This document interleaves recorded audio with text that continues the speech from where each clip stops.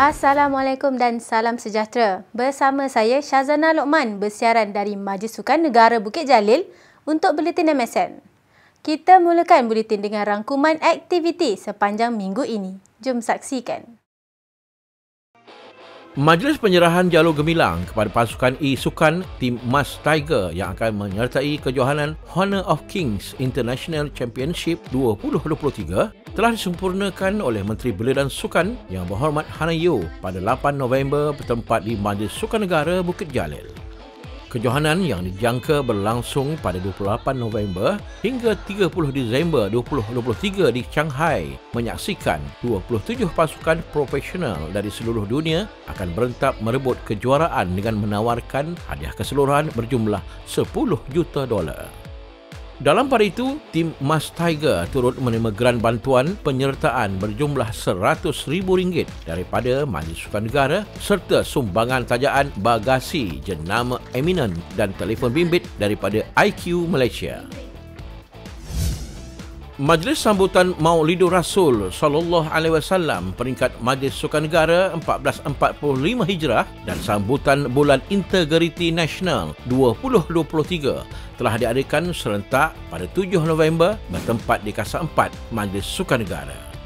Pendakwah terkenal Ustaz Don Daniel Don Biajid telah hadir meluangkan masa berkongsi pengetahuan yang bertajuk Rasulullah sallallahu alaihi wasallam sebagai ikon integriti sepanjang zaman selaras dengan tema Bulan Integriti Nasional 2023 iaitu Integriti Citra Malaysia Madani. Majlis tersebut turut diserikan dengan penampilan Ustaz Zainur Irsyadi Zainal yang telah mengalunkan bacaan ayat-ayat suci Al-Quran. Turut hadir ke majlis tersebut Ketua Pengarah Majlis Sukan Negara yang berusaha Encik Abdul Rashid Yaakob dan Timbalan Ketua Pengarah Sektor Pembangunan Sukan MSN Encik Arifin Muhammad Ghani. Mesyuarat Jawatan Kuasa Tertinggi Para Sukma Bilangan 5 telah diadakan pada 8 November 2023 dan telah dipengerusikan oleh Yang Berbahagia Dr. Nagul Landon Kang Gayat Karasu, Ketua Setiausaha KBS bertempat di Hotel Tenera Bangi. Selain itu juga, turut diadakan bengkel penetapan acara Para Sukma 2024 yang bermula dari 8 hingga 10 November. Tujuan mesyuarat dan bengkel ini diadakan adalah untuk menetapkan peraturan dan acara bagi penganjuran tamasya tersebut yang melibatkan Persatuan Sukan Kebangsaan dan Jabatan Belia Sukan Negeri bagi persiapan setiap kontingen yang bertanding. Sementara itu, bengkel kajian semula prestasi Tamasya Sukan Asia ke-19 Hangzhou 2022 telah diadakan pada 8 November bertempat di Dewan Bankuet MSN. Bengkel yang dipengerusikan oleh YB Hanayo Menteri Belia dan Sukan turut melibatkan pemegang taruh utama sukan yang terdiri daripada Majlis Olimpik Malaysia, Institut Sukan Negara, pakar-pakar daripada Universiti Sains Sukan Nippon serta Persatuan Sukan Kebangsaan. Di samping mengkaji semula pencapaian kontingen mengikut sukan yang menyertai Tamasya Sukan Asia baru-baru ini, perbincangan turut merangkumi solusi dan perancangan Kementerian Belia dan Sukan bagi pembangunan dan persediaan atlet ke tamasya peringkat antarabangsa akan datang. Penambahbaikan struktur perlu dilakukan agar adanya konsistensi dan peningkatan prestasi untuk atlet bagi tamasya sukan akan datang. Menteri Belia dan Sukan YB Hanayo berkata, semua maklum balas yang diterima dari 22 sukan yang menyertai Sukan Asia Hangzhou 2022 akan diperhalusi untuk meraih prestasi terbaik pada Sukan Olimpik Paris 2024. Antara cadangan dan maklum balas yang diterima dari 22 sukan terlibat pada bengkel postmortem Sukan Asia Hangzhou 2022 yang berlangsung pada Selasa adalah program latihan bermula lebih awal, latihan atlet secara sepenuh masa, penambahbaikan kemudahan serta mengkaji semula gaji atau allowance jurulatih. Saya bagi contoh ya, ada yang dapat pingat perak ataupun pingat gangsa, dia nak dapatkan pingat emas pada masa hadapan, ataupun ada yang tidak dapat apa-apa pingat, mereka nak sasarkan penambahbaikan. Ada yang gembira kerana mereka pergi dengan hasrat untuk perbaiki ranking. Ada juga yang menang pingat tapi dia tak ada personal best athlete, so dia tak gembira. So semua pelbagai kategori yang telah kita dengar. Tambah beliau, semua wakil sukan yang hadir perlu menghantar laporan yang diminta dan memberi maklum balas mereka. So selepas ini kita akan duduk bersama NSSU, Nippon Sports Science, untuk melihat dan mendengar pandangan mereka. Hari ini mereka dengar dan mereka ada tanya soalan, tetapi lepas ini kita akan duduk bersama mereka untuk melihat secara spesifik. Selain NSSU, bengkel postmortem itu turut dihadiri Ketua Kontingen Sukan Asia Hangzhou, Datuk Chong Kim Fat, serta wakil semua sukan yang menyertai Sukan Asia Hangzhou 2022. Dalam pada itu, pengarah bahagian atlet Encik Jeffrey Ngadirin menjelaskan terdapat juga beberapa cadangan baru yang disuarakan oleh jurulatih-jurulatih dalam memperluaskan bakat sedia ada atlet negara.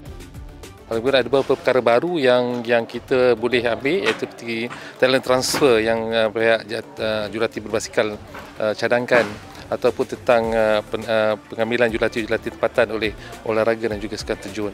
Jadi benda ini yang kita akan angkat kepada kerusan masa Musyawarah JKK nanti. Program talent transfer jelas membuahkan hasil positif di mana atlet berbasikal negara Anis Amira Rosidi merupakan atlet olahraga sebelum beralih ke sukan berbasikal. Anis telah berjaya memenangi beberapa siri perlumbaan dan terbaru, atlet kelahiran Perlis itu membantu trio pecut wanita meraih gangsa di Sukan Asia Hangzhou 2022 selain memperbaharui rekod kebangsaan. Penambahan acara sukan pada Tamasya Parasukma Sarawak 2024 antara inisiatif yang dilakukan Majlis Sukan Negara dalam memastikan lebih ramai bakat baru dapat dicungkil untuk diserapkan dalam program MSN. Ini adalah untuk memastikan bakat baru ini dapat diketengahkan dan berpotensi untuk menggantikan atlet para sedia ada dan seterusnya menjadi atlet kebangsaan. Timbalan Ketua Pengarah Sektor Pembangunan Sukan MSN Encik Arifin Muhammad Ghani berkata, lebih ramai bakat baru diperlukan dan digilap bagi mewakili negara pada masa depan. Ini kerana atlet sedia ada memerlukan pelapis yang mampu menggalas cabaran dan menghadiahkan lebih banyak pingat buat kontingen negara pada Tamasya akan datang. Sebenarnya objektif kita nak tambahkan acara ni untuk menambahkan lagi bilangan atlet. Yang kalau kita nampak sekarang ni, kita ada masalah masa Asian Para Games itu. Kita hantar 98 atlet je sebenarnya. So ini kalau bandingkan dengan negara lain amat berkurangan. Dan atlet disable ni bukan senang kita nak pick and choose macam tu je. Dia memang ambil masa sikit untuk kita bangunkan. Dan dengan adanya pendekatan baru ni untuk tambah acara, kita mengharapkan, yang mana saya pun dalam speech dengan wakil-wakil JBSN tadi, saya menekankan supaya negeri-negeri membuat program pembangunan yang secara lebih menyeluruh lah. Dan kalau ada penambahan acara, indirectly akan ada ramai lagi atlet lah. Tambah Encik Arifin, tambahan acara ini turut melibatkan sukan yang dipertandingkan pada tamasya-tamasya besar seperti Sukan Para Asia dan juga Sukan Paralimpik. Kita ada masukkan juga acara yang dipertandingkan di Hangzhou. Jadi kita tengok, kita galakkan untuk acara itu dipertandingkan di Sukma Sarawak. Itu yang kita bincangkan hari ini. So kalau acara itu ada, itu akan indirectly akan melahirkan atlet yang baru lah. Bengkel penetapan acara sukan yang akan dipertandingkan di Tamasya Parasukma Sarawak 2024 telah diadakan melibatkan 14 buah negeri bertanding. Memasuki fasa akhir tahun 2023, segala perancangan dan program latihan atlet menjadi titik fokus utama Majlis Sukan Negara demi persiapan menghadapi tamasya-tamasya sukan akan datang. Bagi menjayakan tujuan tersebut, satu bengkel perancangan program latihan tahun 2024 telah diadakan bersama pemegang-pemegang taruh utama di Bukit Jalil pada Khamis. Majlis Sukan Negara menerusi bahagian atlet telah mengadakan bengkel perancangan program latihan tahun 2024 bersama pemegang-pemegang taruh yang terdiri daripada Institut Sukan Negara dan Persatuan Sukan Kebangsaan. Atur cara yang berlangsung pada sebelah pagi membuka tirai dengan ucap tama daripada Ketua Pengarah yang berusaha Tuan Haji Abdul Rashid Yaakob. Beliau yang ditemui selepas itu berkata, ini merupakan perjumpaan kali pertama beliau bersama Persatuan Sukan Kebangsaan sejak dilantik menjadi Ketua Pengarah MSN dan pastinya pelbagai pelan perancangan perlu diatur semula demi konsistensi dan prestasi atlet untuk tamasya akan datang. Ini adalah perjumpaan pertama saya sebagai Ketua Pengarah MSN bersama Persatuan-Persatuan Sukan Kebangsaan dan ia bertujuan untuk merangka program-program satu kitaran 4 tahun. Dan ini juga termasuk perancangan untuk memperkasakan persiapan menghadapi Tamasya Sukan Olimpik Paris 2024, Sukan SEA 2025 di Thailand, Tamasya Sukan Asia di Nagoya dan Sukan Commonwealth 2026 dan seterusnya bagi kita Malaysia menghadapi Tamasya Sukan SEA 2027.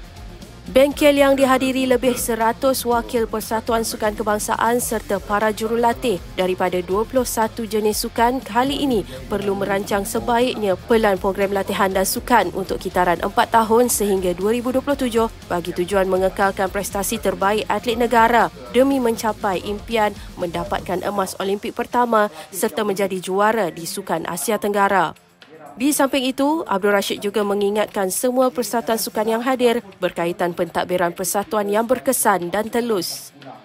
Saya juga telah memberikan ingatan kepada persatuan-persatuan sukan kebangsaan untuk memastikan setiap tata kelola yang lebih profesional, lebih mengikut garis panduan dan peraturan demi memastikan bantuan daripada MSN dapat dimanfaatkan oleh persatuan dengan lebih baik demi kepentingan memajukan sukan negara.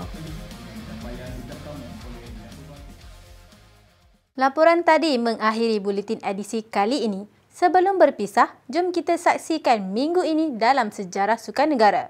Sehingga bertemu lagi di edisi akan datang.